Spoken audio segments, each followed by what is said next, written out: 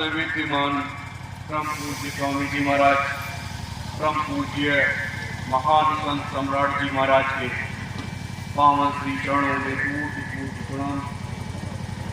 की इस पवित्र आश्रम पर आए हुए मेरे गुरु भाई बहनों, माताओं, बड़े बुजुर्गों, बच्चे और बच्चियों, आप सभी को सादर सत्योम जय गुरु। आज 7 जनवरी है। प्रत्येक वर्ष आप सब इस कार्यक्रम को बड़े धूमधाम के साथ मनाते हैं।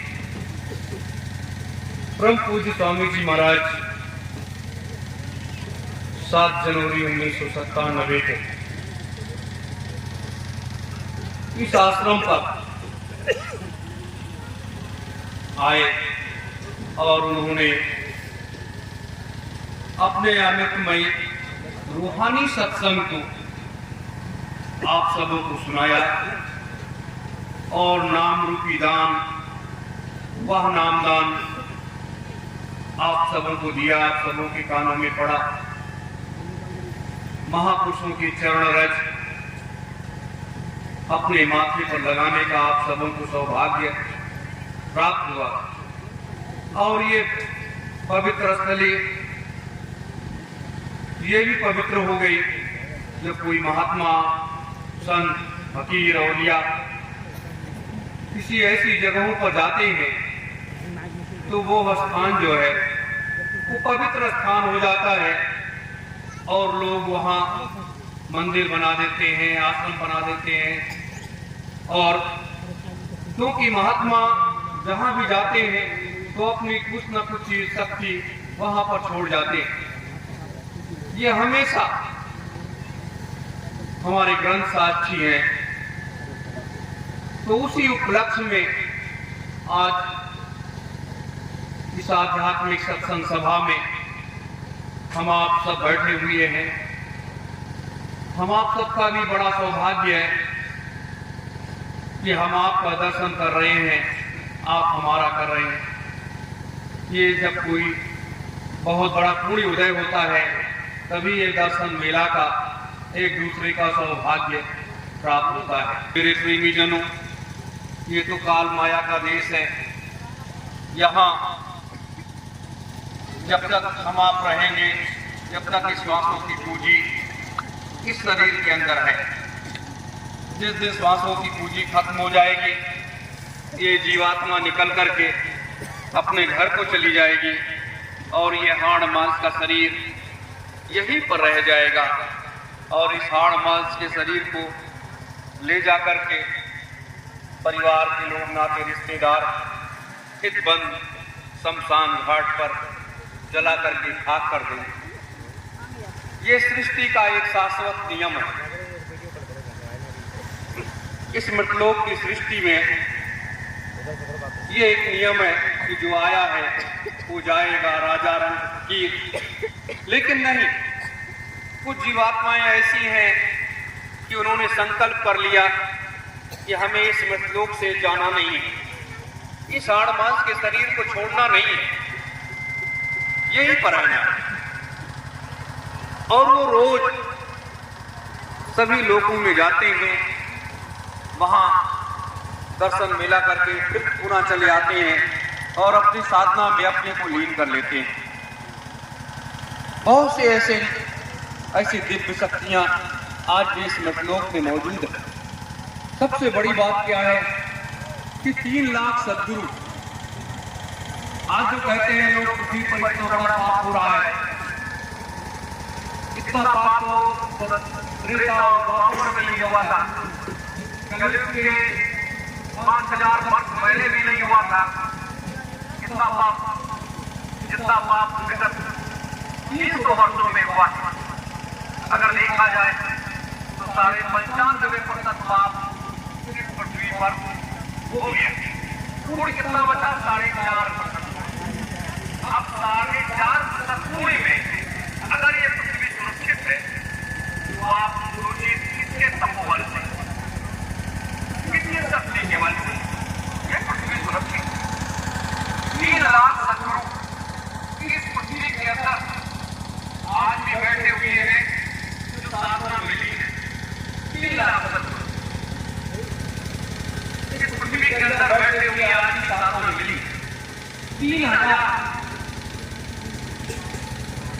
3000 महात्मा सिद्धाश्रम और ज्ञानगंज में बैठे हुए हैं, जो हिमालय में एक बहुत पवित्र स्थली है, जहां जाने का मार्ग जो है वायु मार्ग से आप जा सकते हैं। कोई महात्मा ही अगर आपको चाहे, अगर वो वहां गया है तो वही ले जा सकता है और सब आपको नहीं ले जाता, और आप अपने व्यक्ति जानिए। वहां पर वो 3000 महात्मा तो ऐसे बैठे हुए साधना में ही है, और एक आवाज वहां होती है,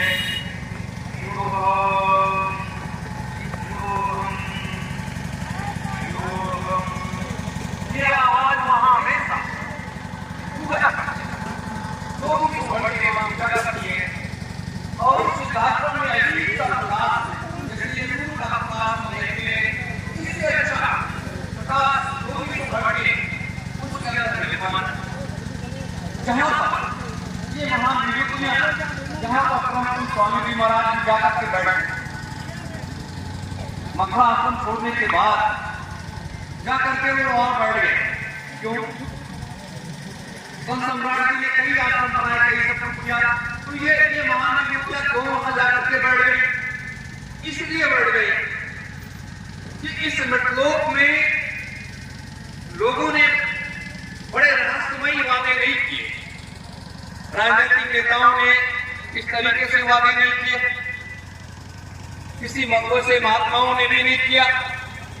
अगर कोई वादा किया तो ये अपने सदगुरु, जिनको हम कहें भगवान कहें, सतपुरुष भगवान कहें, परम पिता कहें, गुरु कहें, इन्होंने घूम घूम करके पूरे भारत वर्ष में भी और विदेशों में भी जय गुरुदेव नाम का प्रचार किया, और ये लोगों के बीच में कहा कि कलयुग में कलयुग जाएगा और कलयुग में सतयुग आएगा। मांस और शराब का जम करके विरोध किया कि आप लोग शाकाहारी बन जाओ, अपने पेट को कब्रिस्तान मत बनाओ, और अपने रूहानी सत्संग से करोड़ों करोड़ों लोगों को नामदान दिया। ये इतना बड़ा महान कार्य अगर किसी ने किया है तो वो अपने गुरुदेव हैं, जिन्होंने इतना बड़ा काम किया। और इतना बड़ा काम करने के बाद व्यक्ति जो है उसके अधूरे संकल्प रह जाएं और वो संसार छोड़ करके चला जाए, असंभव चीज। क्यों? क्योंकि ये मृतलोक है। मैं तो कहता हूं कि अगर आप चाह लीजिए, आप अगर चाह ले तो 1000 10,000 वर्ष आप इस पृथ्वी पर रहेंगे, श्वासों की पूंजी को आप बढ़ा लेंगे। ऐसी ऐसी योगिक क्रियाएं हैं, ऐसे ऐसे मंत्र हैं, तो इतनी जल्दी महात्माओं को जाने की आवश्यकता नहीं। हमने जो कुछ इन आंखों से देखा है, जिन दृश्यों को हमने देखा है, वो एक दृश्य जो है वो इस वायु रूपी संसार को दिखाने की एक व्यवस्था थी, उसको अपने लोगों ने देखा है। क्योंकि कलिकाल की तपिश और कलिकाल की मार वो हमेशा इस तरीके से रहस्यमयी खेलों को खेला करती है, रहस्यमयी खेलों को। और महात्मा जैसे भगवान श्री राम आए, उन्होंने अपनी योजनाबद्ध तरीके से अपने कार्य को अंजाम दिया। भगवान कृष्ण आए, उन्होंने भी अपने हिसाब से सारे कामों को किया।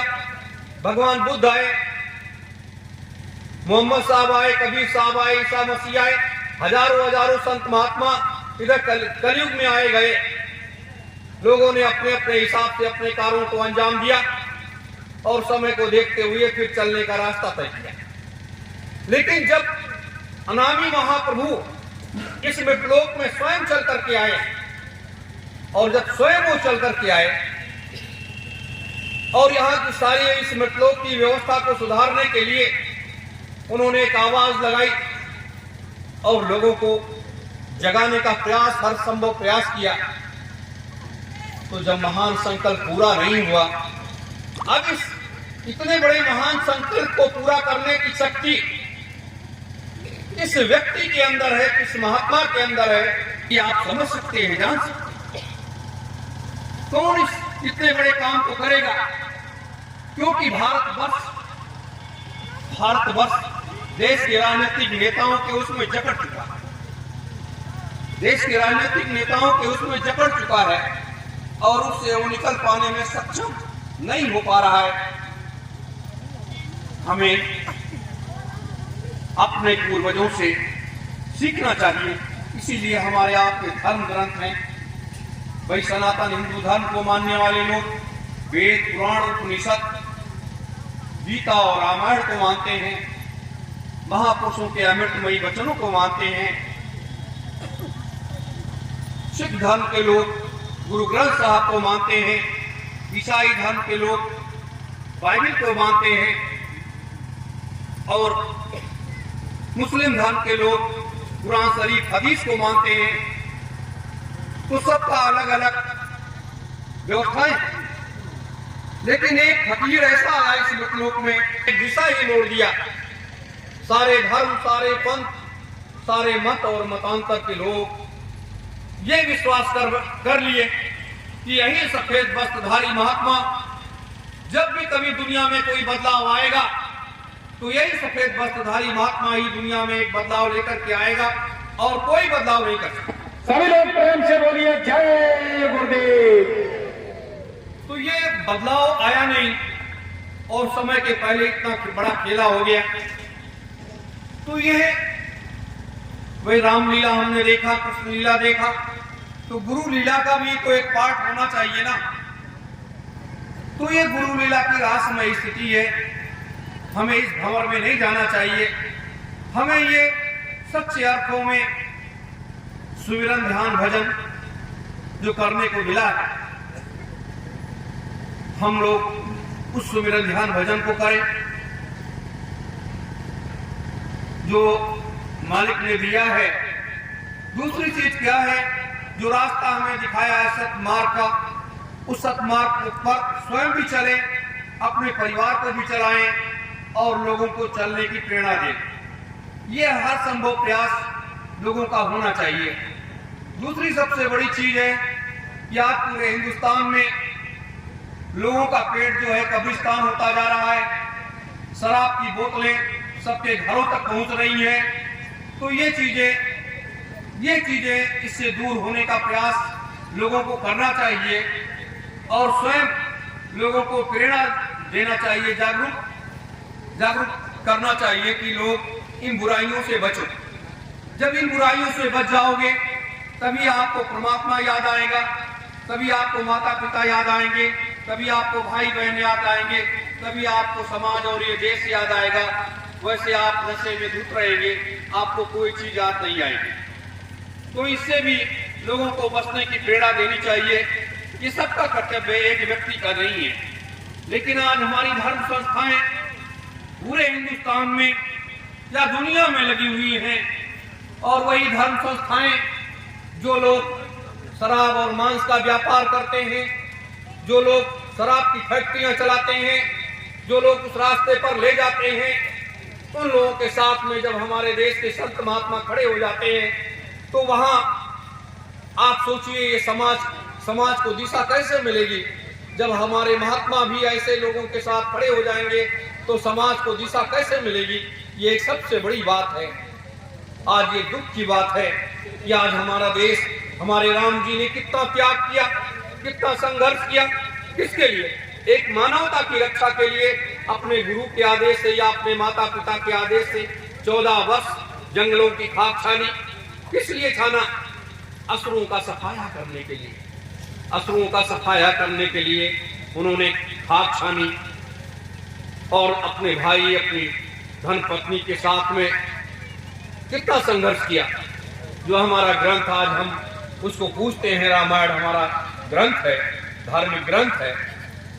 चाहे हम रामचरितमानस पढ़ते हैं, चाहे वाल्मीकि रामायण पढ़ते हैं, कोई भी रामायण पढ़ते हैं, लेकिन ये हमारे लिए एक आदर्श है और इस आदर्श पर चलना हमारा आप सबका नैतिक परम कर्तव्य है। क्योंकि ये शब्द नहीं होना चाहिए का हम शब्द लेते हैं, अपने इस बुखार दिल से करते लेते हैं और उसके बाद हम शराब की तरफ आगे बढ़ते हैं, हम कृष्ण का नाम लेते हैं, उसके बाद हम मांस की तरफ आगे बढ़ते हैं, क्योंकि राम और कृष्ण हमारे दाहिने बाएं ये महाप्रभु हैं।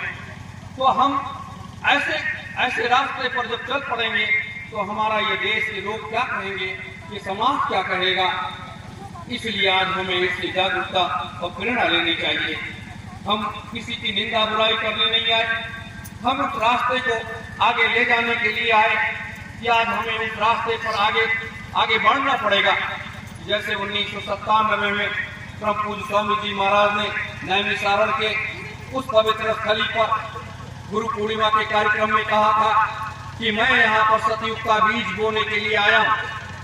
तो सतयुग का बीज बोने के लिए परम पूज्य स्वामी जी महाराज वहाँ नैमिषारण गए थे और सतयुग का बीज 97 में बोया और 97 में बोने के बाद 2012 में वो कहानी एंड हो गई। तो जब कहानी एंड हो गई तो सतयुग अब कैसे आएगा। वो बीज बोया गया, वो अंकुरित हुआ, वो पेड़ बना, फिर वो पौधा बना, उसमें टहनियां आई, उसमें फल लगने लगे, सारी चीजें हो गई। लेकिन जब इतनी चीजें हो जाने के बाद सतयुग नहीं आया तो आप समझ सकते हैं कि अब सतयुग कैसे आएगा। सतयुग कहने के लिए रह जाएगा कि सतयुग आएगा इस मटलोक में। ये सबसे बड़ी बात है मेरे धर्म प्रेमी गुरु भाई बहनों। वो पिता, वो पुत्र कैसा जो अपने पिता के महान संकल्पों को पूरा न कर सके, जो अपने पिता के महान संकल्पों को पूरा न कर सके। सोचिए, आज उस संकल्प को पूरा करने की बात जब आई तो सब लोग अपने अपने रास्ते अलग कर लिए। आध्यात्मिक दर्शन ये कहता है, धर्म ये कहता है कि बिखराव नहीं होना चाहिए। धर्म की बेल जो है वो बहुत गहरी होती है, अध्यात्म की जड़ बहुत गहरी होती है। और अगर धर्म में ही बिखराव आ जाए, अध्यात्म में ही बिखराव आ जाए, आपका ये शरीर खंड खंड हो जाए तो आप कहां से उसमें ऊर्जा लाएंगे, कहां से उसमें प्रेरणा लाएंगे। ये सबसे बड़ी बात है। और आज वो प्रेरणा खत्म हो गई। हमारे गुरुदेव का संकल्प कि 1000 वर्ष के लिए इस मटलोक में सतयुग आएगा, लेकिन सतयुग आया नहीं। कलयुग अपनी चरम सीमा पर बढ़ता चला गया, बढ़ता चला गया, बढ़ता चला गया। जहां शराब नहीं होनी चाहिए थी, जहां मांस नहीं होना चाहिए था, जहां बूचड़ खाने नहीं होने चाहिए था, वहां ये सारी चीजें फैलती चली गई। और जब फैलती चली गई लोग तमाशा देखते रह गए और हमारे आपके परिवार, बच्चे बच्चियां उस रास्ते पर चल पड़े। और जब उस रास्ते पर चल पड़े तो आप पूरा देश की हालात, स्थिति को आप लोग अच्छी तरीके से स्वयं देख रहे हो कि क्या है। इसीलिए हमने तो स्वयं कहा, कई बार इस बात को मैंने कहा कि राम और कृष्ण को अगर मानते हैं, कबीर और तुलसी को आप मानते हैं और अपने गुरु को मानते हैं, जिस भी संत महात्मा को आपने अपना गुरु बनाया हो, अगर उनको मानते हैं तो एक सत्य के मार्ग पर चलने की प्रेरणा लेनी चाहिए और उस रास्ते पर लोगों को ले जाना चाहिए। आप बताइए कि सतयुग 1000 वर्ष के लिए क्यों आएगा? क्या आवश्यकता थी स्वामी जी महाराज को कहने के लिए? यह सतयुग शेष रह गया था, उसका राज्य शेष रह गया था। जब सतयुग का राज्य चल रहा था तो 1000 वर्ष शेष रह गया था। वो इसलिए शेष रह गया था कि सतयुग में भी जब थोड़ी सी स्थितियां गड़बड़ होने लगी, थोड़े से लोग गलत रास्ते पर जाने लगे, तो एक अंश पाप जब पढ़ा तो उधर राजा हरिश्चंद्र को तो जो परीक्षा देनी पड़ी वो आप लोगों को अच्छी तरीके से मालूम है। लेकिन गौतम ऋषि की धर्म पत्नी अहिल्या, माता अहिल्या के साथ में इंद्र ने छल कर लिया। और जब इंद्र ने छल कर लिया, गौतम ऋषि को मालूम हुआ। जब वो गंगा स्नान के लिए गए और वहां पर गंगा मैया ने कहा कि पुत्र अभी तो इतना रात बीती है और तुम यहाँ आ गए, इसलिए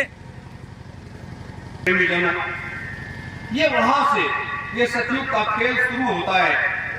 और जब लौट करके आए तो देखा गौतम ऋषि जी ने, तो उन्होंने अहिल्या को भी श्राप दे दिया और इंद्र को भी श्राप दे दिया। अब आप समझिए कि इंद्र को भी श्राप दिया और अहिल्या को भी श्राप दे दिया। तो माता अहिल्या जब विलास करने लगी हर तरीके से वो, लेकिन गौतम ऋषि मानने को तैयार नहीं हुए। और जो महात्मा, जो सिद्ध पुरुष होते हैं, जब वो साधना करते हैं तो वो त्रिकालदर्शी होते हैं, देखा करते हैं कहाँ क्या हो रहा है। तो देखा कि उनके भी साधना उनकी भी भंग होने लगी। और जब उन्होंने अपने तीसरे नेत्र से देखा तो महात्माओं का एक काफिला गौतम ऋषि के आश्रम पर पहुंचा और उन्होंने बहुत अनुनय विनय किया कि ऋषिवर, इस देवी का तो कोई दोष नहीं है और आप इस दोष को लगा रहे हैं और आप अपने वचन को वापस ले लीजिए। गौतम ऋषि ने कहा, जो मैंने कह दिया वो हो करके रहेगा। का जन्म त्रेता में होगा और सतयुग 1000 वर्ष अभी शेष रह गया है। 1000 वर्ष के बाद द्वापर आएगा और द्वापर के बाद तब त्रेता आएगा। तो वो ये देवी पाषाण बनकर के पड़ी रहेगी, कितनी ठोकरें लगेंगी, क्या क्या होगा, क्या स्थिति गुजरेगी, ये आप समझ सकते हो। महात्माओं ने ये विचार किया, जब ईश्वर नहीं माने तो महात्माओं ने जाकर के ब्रह्मा जी से मिले।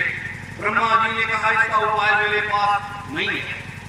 महात्मा और ब्रह्मा जी सहित लोग भगवान विष्णु के पास गए। भगवान विष्णु ने भी हाथ खड़े कर दिए कि मेरे पास इसका कोई उपाय नहीं है। भगवान विष्णु ने जब हाथ खड़े कर दिए तो लोग भगवान विष्णु और ब्रह्मा जी और समस्त महात्मागण भगवान शिव के पास गए। भगवान शिव ने भी कहा कि मेरे पास कोई उपाय नहीं है, लेकिन एक रास्ता है, अगर मैं बताऊं वैसा अगर आप लोग कर लो तो इसका रास्ता निकल सकता है। भगवान शिव ने जब रास्ता महात्माओं को बताया तो महात्माओं ने अपने तपोबल से उसको सतयुग को 1000 वर्ष के लिए वहीं पर रोक दिया और कहा, कलयुग में 5000 वर्ष बीत जाने के बाद तुमको 1000 वर्ष के लिए कलयुग में हिस्सा मिल जाएगा। ये सारी व्यवस्था किया, लेकिन अब युग की बात आई कि अब द्वापर आए। फिर उसके बाद बताया, महात्माओं ने अपने सारे तपोबल को लगा दिया और द्वापर को वहीं पर रोक दिया। और द्वापर को रोक देने के बाद फिर जो है त्रेता लेकर के आया गया और त्रेता आने के बाद तब आगे का रास्ता आगे तय होता है। इसलिए एक सती, एक पतिव्रता नारी और एक सती जिसका तेज इतना महान था कि ब्रह्मांड हिलने लगा था। सभी महात्माओं के ध्यान भंग हो गए थे और ये पृथ्वी डगमग कर रही थी। एक देवी के उससे जिसके ऊपर अत्याचार हुआ था, एक इंद्र ने इतना बड़ा छल किया था, अत्याचार किया था। आज हमारे देश में नहीं, पूरी दुनिया की बात ले लो, दुनिया में क्या हो रहा है, कितने पाप हो रहे हैं, क्या क्या हो रहा है।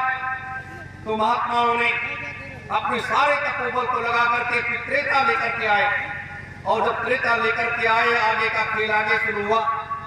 तो राम को उस समय भी जैसे आज असुरों का साम्राज्य पूरी दुनिया में फैला हुआ है, वैसे उस समय भी असुरों का साम्राज्य फैल चुका था और राम का जन्म अयोध्या में राजा दशरथ के घर में हुआ। ये 4 भाई थे। तो जब ये सब हुआ, उधर वशिष्ठ और विश्वामित्र, वशिष्ठ के धर्म गुरु थे और विश्वामित्र भगवान श्री राम के राजनीतिक गुरु थे। राजनीतिक गुरु विश्वामित्र जी थे और आध्यात्मिक गुरु वशिष्ठ जी महाराज थे। तो जो भी शिक्षा इनसे प्राप्त किया राम ने, लक्ष्मण ने, चारों भाइयों ने, उसके बाद कैकेयी जो थी वो एक विदुषी ज्ञानी वो मां थी। वो जानती थी कि इस मृतलोक में कौन सा व्यक्ति किस लिए आया है, उसका काम क्या है, उसको क्या करना है। तो सबसे पहले चर्चा उसने राम से किया और उसके बाद वशिष्ठ और विश्वामित्र से किया।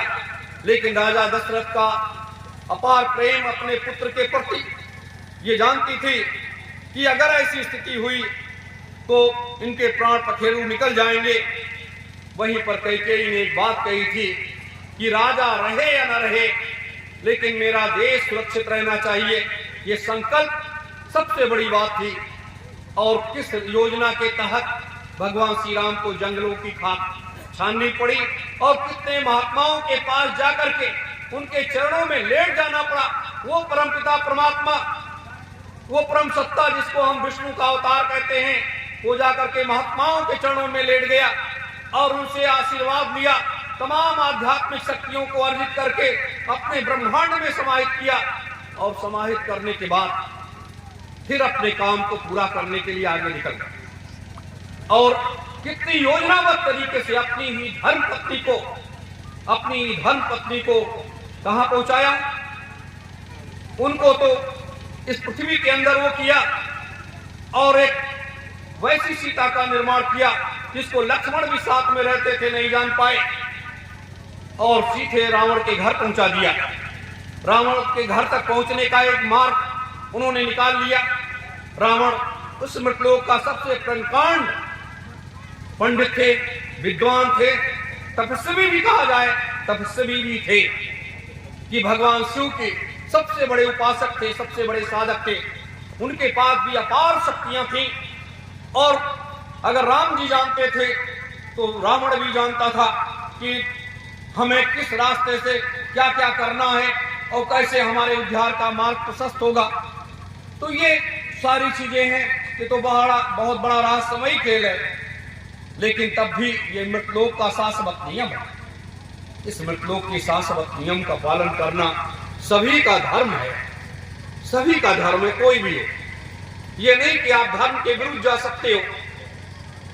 युद्ध करने के बाद फिर उन्होंने राष्ट्रीय किया, नैमिषारण्य में भी आए, 84 कोस की परिक्रमा किया और यहाँ पर 1 महीने का नैमिषारण्य में यज्ञ किया। जो उनको पाप लगा था उसे मुक्ति का मार्ग उन्होंने तलाशा। सोचिए, जो स्वयं ब्रह्म है, ब्रह्म को भी अपने मुक्ति के मार्ग को इस मृतलोक में तलाशना पड़ा। ये वो मृतलोक है और जिस मृतलोक में सबको अपने मुक्ति का मार्ग तलाशना पड़ता है। हम आप सब मनुष्य रूपी जीवात्माएं हैं, ये सबसे गलत रास्ते के काम होते हैं, लेकिन ये है इस मार्ग पर चलना तो सबको पड़ेगा। मेरे धर्म प्रेमी गुरु भाई बहनों, तो इतने बड़े खेल को अब वो 1000 वर्ष सतयुग जो रह गया था, वो इसे कलयुग में हिस्सा मिला। उसको प्रभु स्वामी जी महाराज ने कहा कि भाई कलयुग में कलयुग जाएगा और कलयुग में 1000 वर्ष के लिए सतयुग आएगा। लेकिन जब सिद्धाश्रम जाने के बाद जब वो सिद्धाश्रम पहुंचे, वहां महात्माओं से उन्होंने जब मुलाकात किया और महात्माओं से जब चर्चा किया, 3000 महात्माओं से चर्चा करने के बाद तो कहा कि नहीं, 3000 वर्ष के लिए सतयुग आएगा और 2 लाख वर्ष के लिए सतयुग आएगा। तो 2 लाख 3000 वर्ष की व्यवस्था को बनाने के लिए वो सिद्धाश्रम चले गए। तपोबल मृतलोक के तो लोग वैसे खाली पड़े हैं, हम आप आधे घंटे 1 घंटे जो भी साधन भजन करते हो वो बात अलग है, लेकिन और सबका खजाना खाली है। कुछ ऐसे लोग हैं, ऐसी बात नहीं है। बहुत ऐसे गृहस्थ आश्रम में ऐसे सन्यासी, ऐसे महात्मा पड़े हुए हैं जिनको लोग जानते नहीं, बहुत बड़े बड़े साधक है।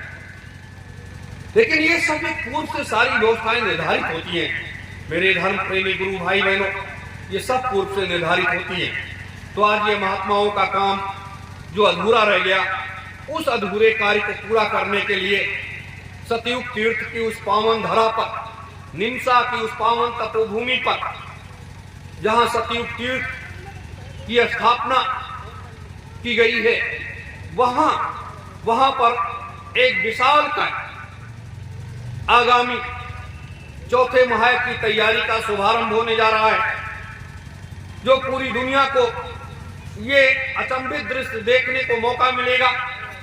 पूरी दुनिया देख करके स्तब्ध हो जाएगी कि ये क्या होने जा रहा है, ये कैसा चमत्कार होने जा रहा है। 1001 यज्ञ कुंड बनेंगे, सिद्धाश्रम ज्ञानगंज के महात्माओं का आगमन होगा, अपने गुरुदेव का आगमन होगा। एक यज्ञ कुंड पर एक महात्मा और 10 गृहस्थ आश्रम के लोग बैठेंगे।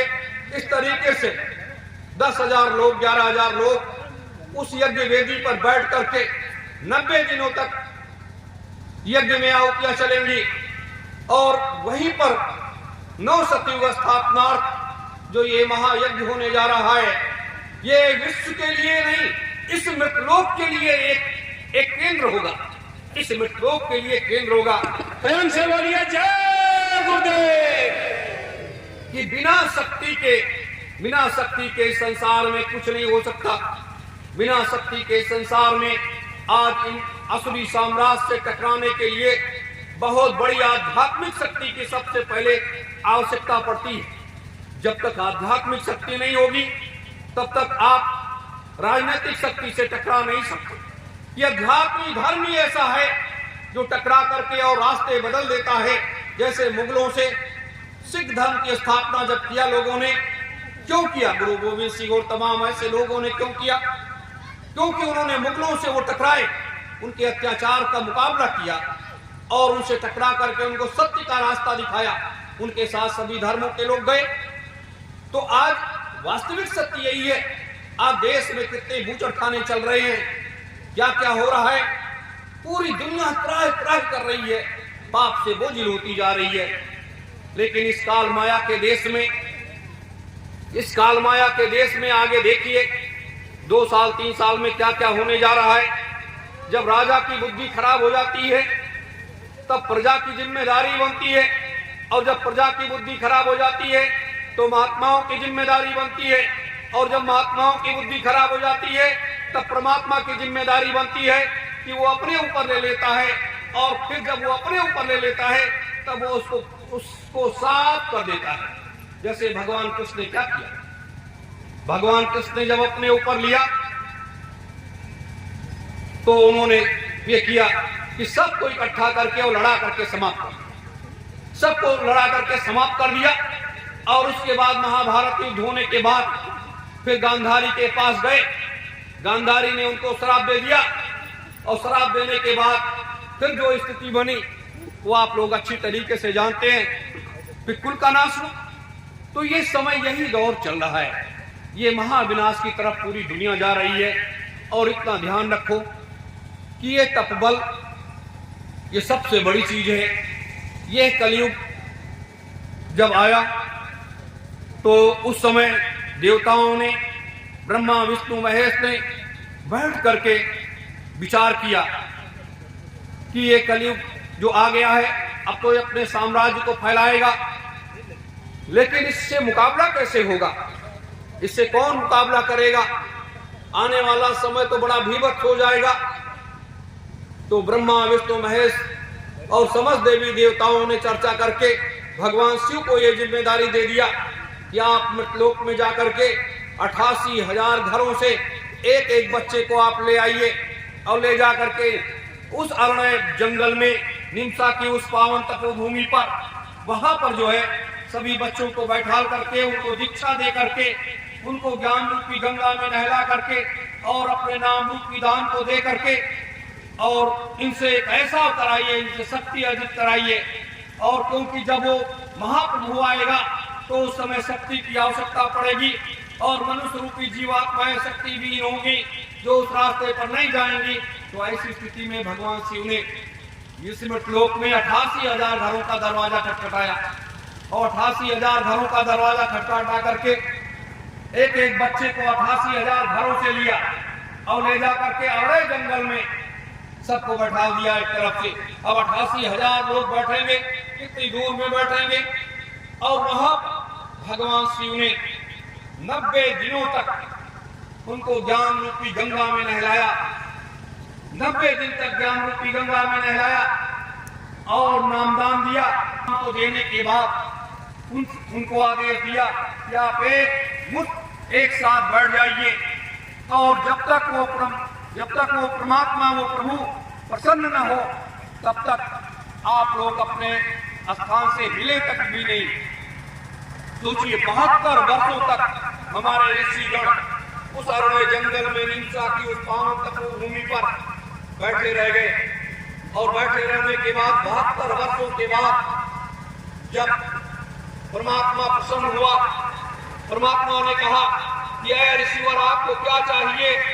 तो 88,000 कंठों ने कहा कि हे प्रभु मुझे कुछ नहीं चाहिए, मैं ये चाहता हूँ कि जब आप इस मृतलोक में आए तो यहाँ पर एक ऐसा महायज्ञ करें जो भूते न भविष्यते, जो न किसी युग में हुआ है और न आगे किसी युग में हो।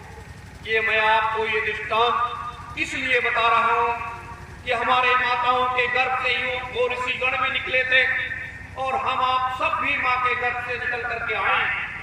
तो ऐसी स्थिति में जब ऋषियों ने कहा, हे प्रभु, हम ये चाहते हैं कि जब आप यहाँ पर आए तो यहाँ पर एक ऐसा महान भी करें जो भूते न भविष्यते। परमात्मा ने तथास्तु कह दिया। फिर ऋषिगणों ने कहा कि हे प्रभु, जब आप आएंगे तो उस समय लोग शक्तिविहीन होंगे और यज्ञ की वेदी पर बैठने वाले शक्तिविहीन होंगे। तो ऐसी स्थिति में हम ऋषिगण अपनी सारी शक्तियों को इसी पृथ्वी के अंदर समाहित कर देते हैं और समाहित कर देने के बाद आदि गंगा माता को ये जिम्मेदारी सौंप देते हैं कि इसकी सुरक्षा ये करेंगी। और ऐसी स्थिति में वो ऋषिगण अपनी सारी शक्तियों को उस पृथ्वी के अंदर समाहित कर दिया और 3 वर्षों तक उन्होंने यज्ञ किया। 3 वर्षों तक 88,000 ऋषियों ने 24 घंटे यज्ञ चलता रहा और यज्ञ पूर्ण होने के बाद अपनी सारी शक्तियों को समाहित करके पुनः वो हिमालय की तरफ आगे बढ़ गए। पुनः वो हिमालय की तरफ आगे बढ़ गए। एक एक ऋषिगण अपने हिमालय की तरफ आगे बढ़ते चले गए और वो देवताओं के रूप में स्थापित हो गए। मेरे धर्म प्रेमी गुरु भाई बहनों, तो ये सारी योजनाएं, ये सारी व्यवस्थाएं, ये सब पूर्व से निर्धारित होती हैं कि कब कहां पर क्या होना है और कैसे करना है, किसके हाथ से जस होगा और किसके हाथ से अपजस मिलेगा, दोनों चीजें निर्धारित होती हैं।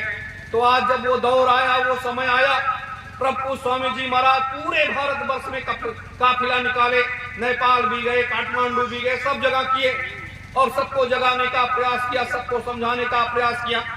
लेकिन अब चौथा महायज्ञ कैसे पूर्ण होगा, कैसे सतयुग आएगा और कैसे संत युग आएगा।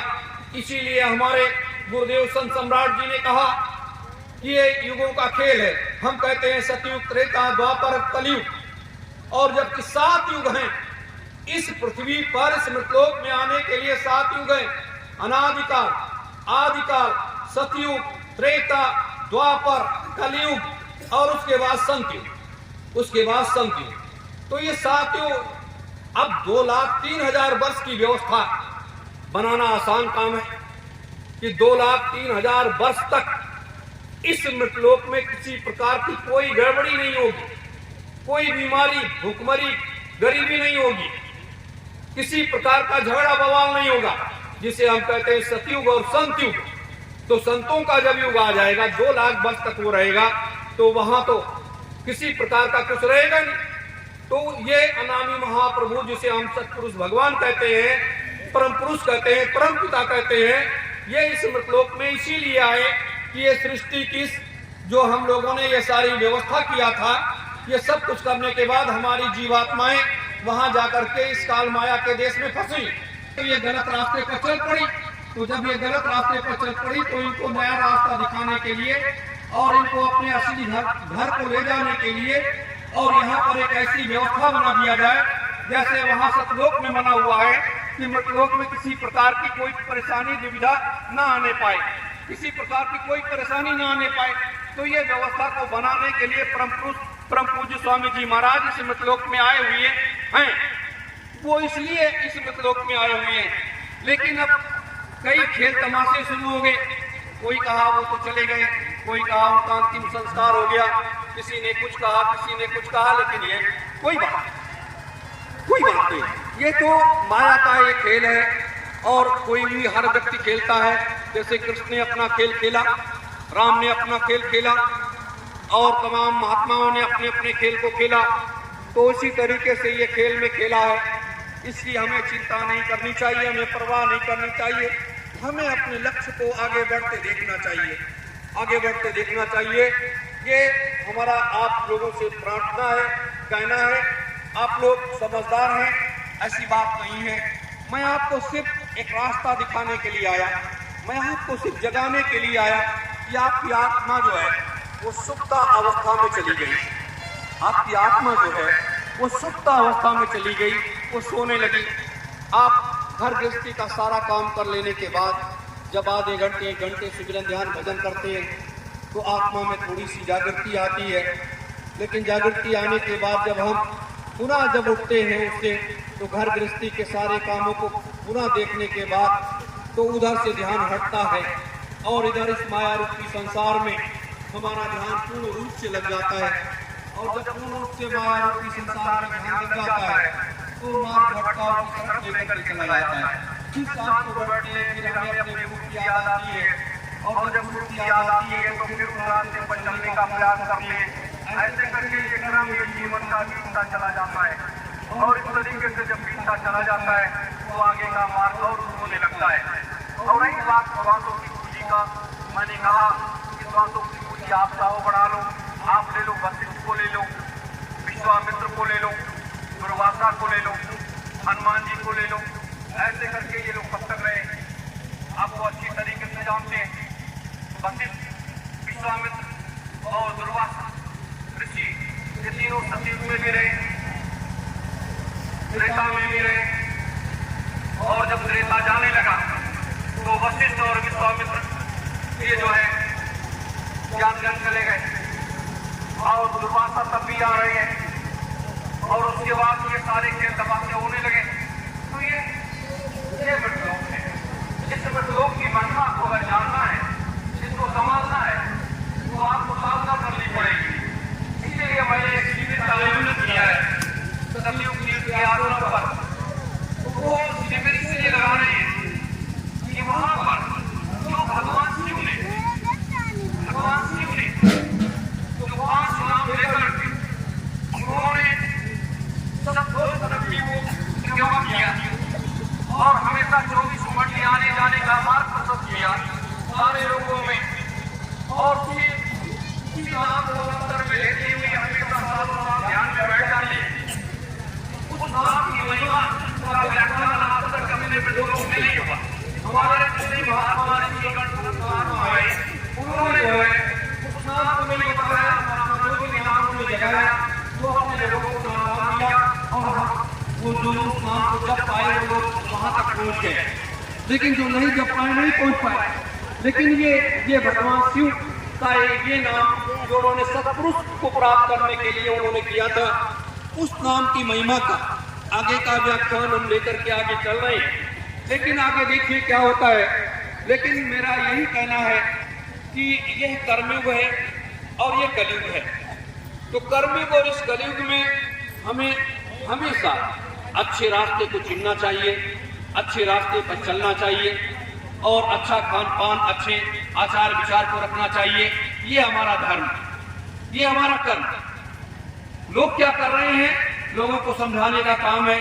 लोग उस रास्ते पर आते हैं कि नहीं आते हैं, ये लोगों का विषय है। और एक